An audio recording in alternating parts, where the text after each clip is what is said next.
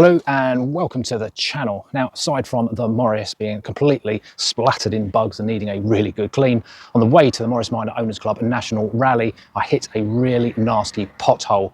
Now, what that did is it ended up giving me a slow puncture in the front offside, and the tyre is now repaired, but we couldn't actually find a fault with it, so I don't really know what had happened, but it's got a new inner tube and needs to go back on the car. But before I do that, I do want to inspect everything under this side just to see whether hitting that pothole, which really gave quite a bump to the car, and see if it's done any more damage.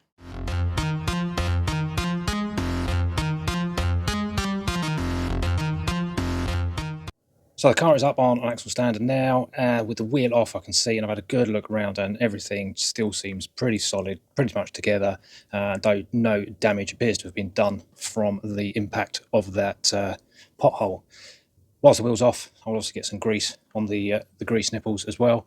While I'm in there, I'm also going to have a look at the rubber bump stops. Now, a couple of videos ago, I did adjust the height of the suspension, lowering it slightly on the front, but that has left the gap between the upright and that stop a little short. So this is the bump stop up here. Now it's a rubber cone on a metal plate, and we've got nut and bolts in through here, and then another one that goes up and into the engine compartment. So that was loose. But this rubber feels absolutely rock solid. I'm not sure it's supposed to be that hard. And we can actually see there's a lot of scoring down here as well, where there's been a lot of contact with this. So these are about £5 each. So I think what I'm going to do is I'm actually going to order a new set just to make sure I've got some nice supple rubber. And then with the new one, I will then just cut it down and try and reshape it. So let's have just a quick comparison of the original bump stops to what I've done with the new ones in cutting them down.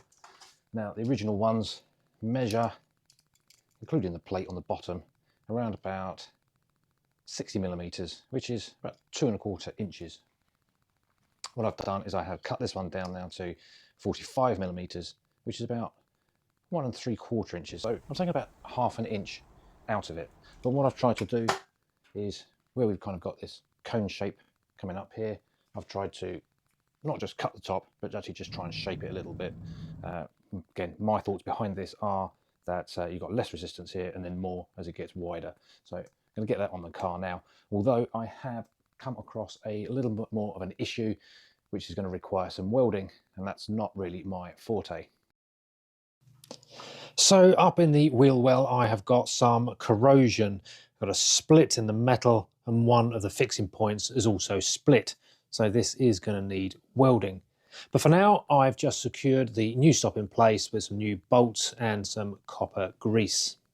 So with my repair tyre back on, and once it's had lots of greasy fingerprints on it, I just need to get those white walls nice and clean again. So that is done by just washing the tyres to move sort of most of the surface dirt with normal shampoo.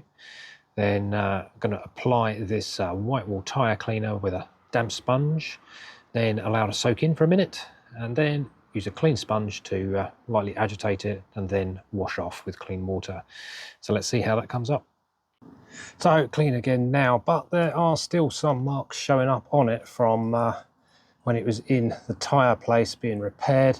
So, you know, the top there as well is better than it was, but not as good as it was originally. But I guess that's part of the problem with white walls. So, you know, if you do this, just make sure that whoever's looking after them really does try and take care.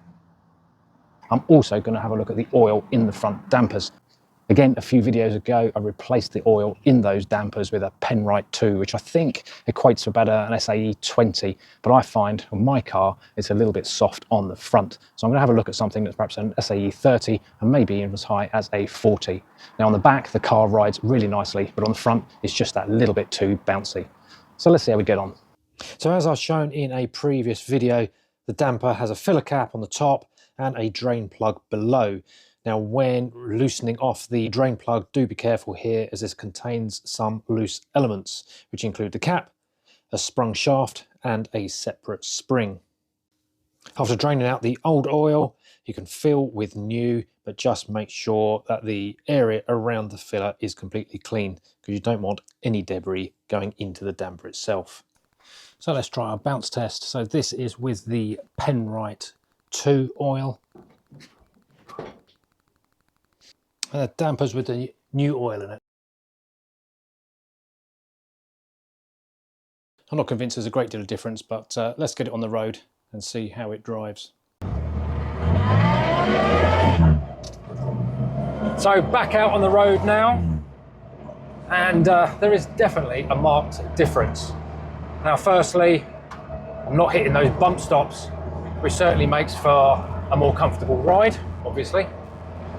So that was a job well worth doing. Now in terms of upgrading the oil, I've changed from the Penrite oil, which I still think is an extremely good oil.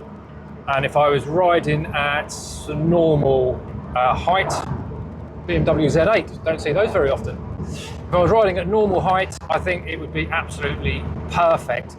Now when I was draining it out, I did notice there was still some black oil, gunky kind of stuff. So I think maybe I hadn't flushed it through properly the first time, and that was probably not allowing that new oil to really do the job that it was supposed to be doing. However, I have replaced it, where the Penrite is an SAE 20. I've actually replaced it with a Jack oil, which is an SAE 32. So again, it's slightly stronger, slightly more resistance there, and I've made sure, obviously, giving it a good flush out. So overall, the car is running really well. No more bouncing off the bump stops, and no more sort of bouncing on the rebound either. So great improvement, really pleased. So I hope you enjoyed that little update from me. Could well be the last for a little while, because very last minute we've decided to sell the house. So the next couple of months are probably going to be packing, unpacking and decorating. So until next time, thanks very much for watching. Cheerio.